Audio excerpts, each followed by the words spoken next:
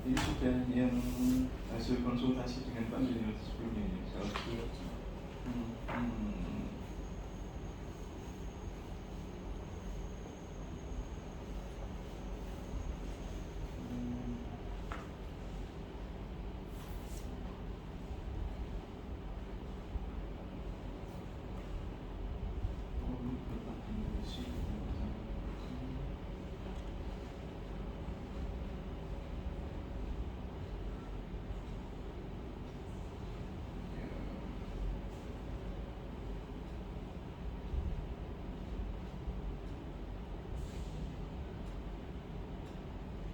Ini pisau ini urutan ke 3 dari 4 anggota kelompoknya sih yang menyelesaikan.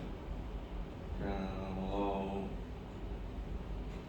Pak Junior boleh tahu letak kesulitannya sebelumnya apa yang bikin lama ini? Di lampiran. Di lampiran apa? Di pas bagian apa ini? RAB sama di gambar-gambar. Di RAB sama gambar-gambar. Ketika Pak Junior selesai melakukan penarikan PKL, itu posisinya RAB dan gambarnya sebenarnya kan sudah jadi tuh gitu. Tinggal cetak atau masih butuh finishing? Masih butuh finishing, terus yang RAB juga masih sedikit Pak, belum semua. Oke. Untuk gambar sebenarnya Pak Dino waktu penarikan kan sudah selesai. Itu gambar yang diserahkan ke Pak Maryadi ataupun yang di tempat industrinya, itu gambar untuk yang luasan berapa? Itu yang luasan 45/97. Tipe 45 sama 97. Yang punya Rizal ini yang 45128. Iya. Memang kemudian dari gambar yang diberikan di tempat PKL itu kemudian di modifikasi lagi, disesuaikan luas tanahnya. Berarti itu juga yang bikin tambah waktu juga. Iya. Kalau tipenya sama, luasan tanahnya beda, hanya beda di layout saja kan sebenarnya. Kalau di denahnya rumah kan sama ya. Terus yang di RAB, kalau di harga jual kurang lebih berapa ini untuk rumah? Yang satu untuk 28. Yang tipe ini, yang dihitung sama Rizal ini. Kalau hitungan saya 430-500. Kalau di pasarannya harga jual mereka? Kalau tidak salah 450. Oke. Menurut Rizal selisihnya itu terjadi di mana? Mungkin permaterialnya beda. Tapi sebenarnya di hitungannya Rizal sudah masukkan keuntungan kontraktor atau keuntungan developer begitu sudah ya? Sebesar berapa persen? 10%. Oke. Materialnya sendiri sebenarnya pakai survei harganya dari survei harga mana? Yang pertama Google, terus dari tugas kelas sebelumnya, kelas 2. Untuk kelas 2 kan ada tugas RAP. Oke. Saya ambil dari situ juga. Itu ASP provinsi atau kota? Kota. Hanya saja mungkin bulannya tidak update ya. Bulannya bulan apa itu kalau yang dipakai waktu itu? Kurang tahu Pak. Oke. Di HSP, harga satuan pekerjaan dan harga satuan bahan itu kan ada range interval gitu ya, minimum maksimum. Itu gimana?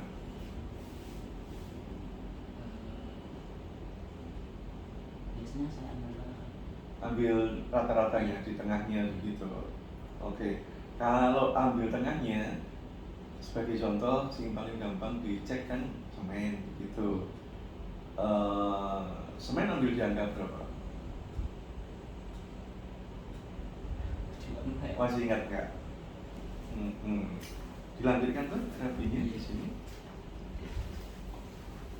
Oh, tapi di sini tampilannya sudah berupa harga pekerjaan dan bahan. Iya. Tapi pada waktu bikin, nah ini juga Pak Dini perlu tanyakan. Pada waktu menyusun harganya ini ataupun harga pekerjaan plus bahan ini, misal bentuk gemblondong, misalnya pekerjaan batu belah begitu ya, fondasi batu belah itu langsung full diambil harga bahan plus upah begitu, atau sebelumnya dianalisa dulu sendiri-sendiri? Langsung kayak harga bahan langsung. Oke, berarti memang ambilnya lebih global sih, yang nggak rinci. Berarti kemungkinan nggak memperhatikan detail di harga-harga bahan sih. Harga sebenarnya waktu itu dimasukkan berapa ya, tapi pasti nggak dicek karena sudah pakai yang harga globalnya, harga gelondongannya. Oke. Lanjut untuk harga tanah. Di harga tanahnya diambil di angka 1,5. Dasar pengambilannya bisa. Yang pertama itu dari Google Pak. Terus yang kedua, Kalau Google cara carinya gimana? Coba dijelasin. tanah yang ada di Semarang gitu lah, yang di kota Semarang. Oke.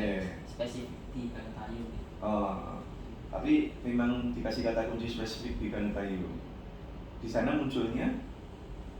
Gimana? Di sana munculnya, di hasil pencariannya munculnya? Saya pencariannya global Pak. Tanah, harga tanah di Semarang.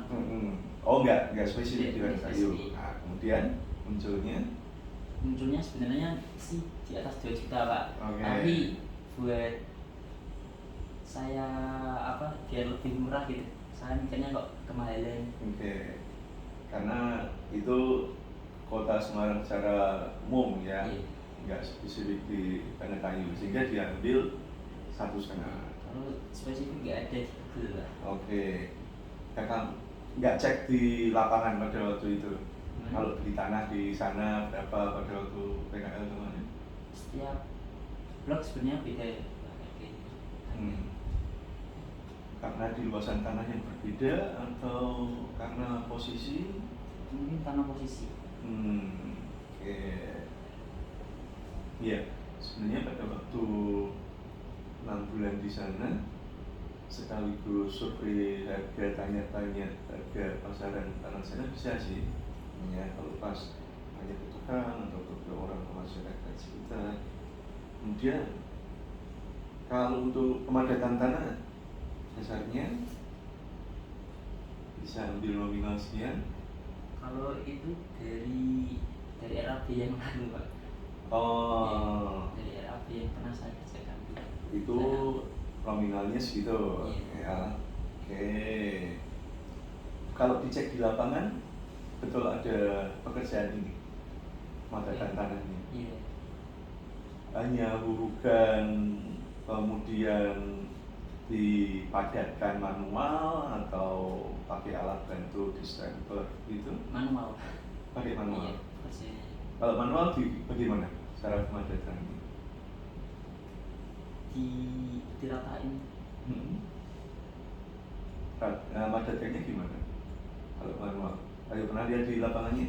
Karena Gimana pemadatannya? biasanya diratain, terus yang kan dari tek sih Pak tanahnya. Biasanya tek juga yang. Tapi kalau alat khususnya nggak ada. Alat khususnya nggak ada. Jadi truknya yang membantu maju mundur begitu. Biasa kan ada yang pakai manual itu kayak ujungnya cetakan semen atau apa, bentuk kotak atau bulat, terus dikasih tangkai bambu atau kayu, terus dibubuk gitu, dipukul begitu. Nggak ada di lapangan ya. Nggak ada kalau. Cuman pakai truk ketika menurunkan bongkarannya tanah itu terus dibantu maju mundur terus di. Oke. Lanjut untuk RAB ini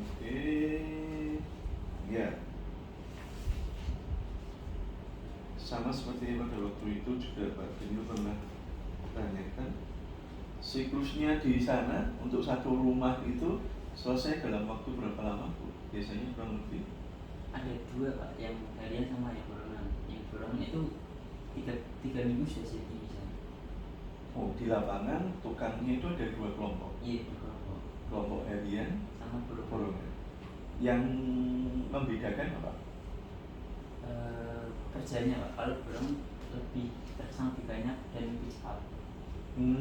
Kalau yang harian? Yang harian ya jumlahnya sedikit, terus pekerjaannya nggak terlalu cepat. Oke. Nah, kalau yang rumahnya sendiri dibedakan nggak? Ini rumah yang harus dikerjakan harian, ini rumah yang dikerjakan borongan, atau lebih ke item pekerjaan? Item pekerjaan ini harian, item pekerjaan ini borongan? Yang borongan itu bangun yang tipe 45.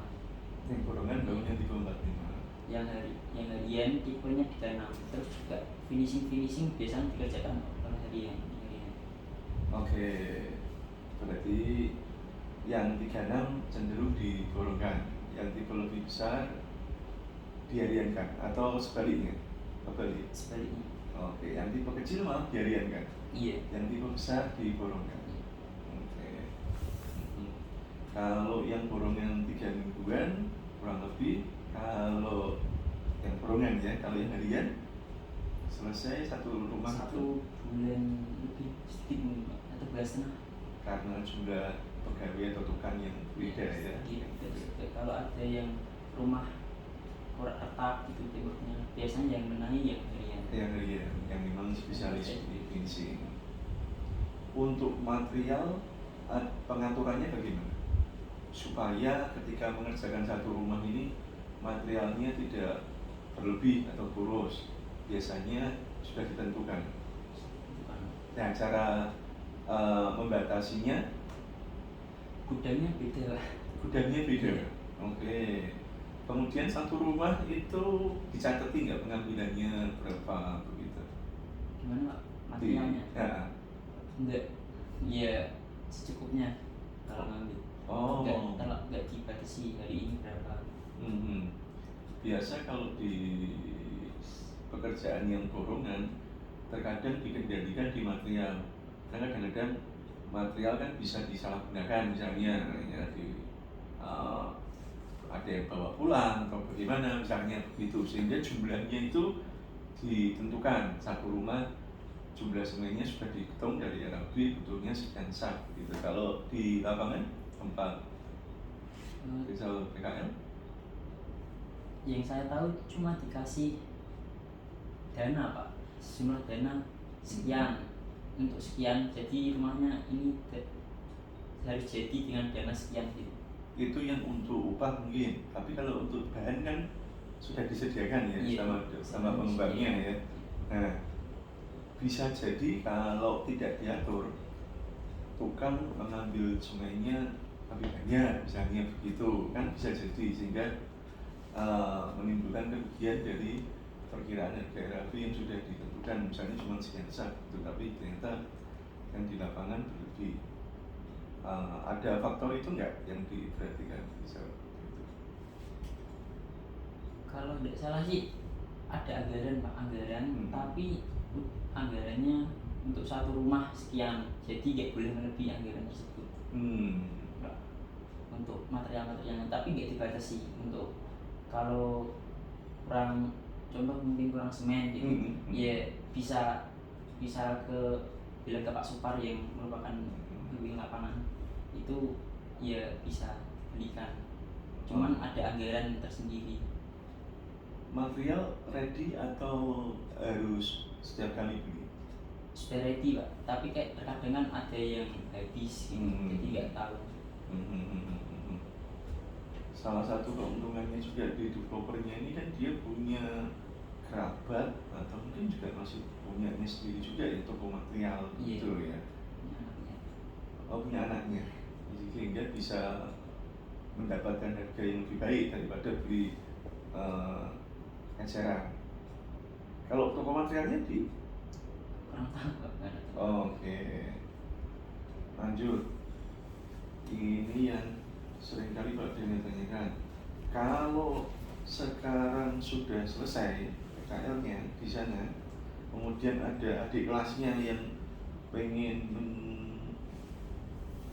coba juga magang di sana atau PKL di sana, kalau Rizal ditanyakan rekomendasinya dari skala 0 sampai 10, Rizal merekomendasikan untuk adik kelasnya itu untuk magang atau PKL sama seperti Rizal itu di sana, dikasih angka berapa? 7. 7. Alasannya apa Pak 7? Kalau secara langsung prakteknya itu memang bisa Pak, kayak membangun rumah gitu, bisa dari nol sampai jadi. Cuman kalau gambar RAB itu enggak diajari. Oke. Iya. Cuman kalau Pak Ding lihat di dokumentasinya, anak-anak juga dikasih kesempatan untuk melakukan pekerjaan-pekerjaan, entah itu ngestet ataupun pembersihan juga dia kayaknya ya. Itu anak-anak secara sukarela menawarkan diri atau kemudian ayo nih latihan gitu atau bagaimana? Untuk pertamanya kita berdekatan Pak, kadang minta gitu. Terus lama-kelamaan jadi akrab sama pekerjaannya juga, jadinya bisa membantu tanpa disuruh. Oke. Sering keterlibatan anak-anak di beberapa pekerjaan prakteknya gitu. Lumayan sih. Apa saja? Seperti menyusun batu bata, Pasang-pasang bata pernah. aduk semen Pernah. memasang begel untuk tulangan pernah. ngecor Apa bagian apa ini? ngecor kolom. Oke, kolom praktisnya itu berarti ya. Waktu ngecor kolom, molen atau manual? Pakai manual sana sih. Kayaknya manual semua ya. Oke. Ada lagi? Ukur tanah. Kalau ukur tanah apa? Ukur apa ini? Kalau satu blok sudah jadi rumah, kadang kan bangun yang lain Pak. Itu dibagi untuk blok ini untuk bisa jadi berapa rumah. Oke, berarti waktu pembagian couplingnya begitu ya. Nah, ketika sudah ketemu batas-batasnya, nadainya pakai apa kalau di lapangan? Pakai atok. Kan luasannya bentuknya biasanya persegi panjang gitu ya. Terus dibatasi di keempat ujungnya gitu atau bagaimana? Kalau untuk per rumahnya itu enggak ditandain Pak. Kalau batasan dari satu contoh blok B gitu, batasannya dari perumahan yang lain itu yang mana aja. Oke. Berarti cenderung hanya antar bloknya saja, bukan antar rumahnya begitu. Iya. Dan kalau untuk jalan juga. Jalan. Oke. Di lapangan menemukan area yang dihibahkan dari developer pengembang untuk dijadikan fasilitas umum, entah itu taman atau apa gitu. Taman ada, terus musola ada. Taman ada, musola ada. Sudah jadi pada waktu itu. Oke. Kalau tamannya itu taman kecil atau bisa buat playground, buat main-main anak? Kecil Pak. Taman kecil. Oke.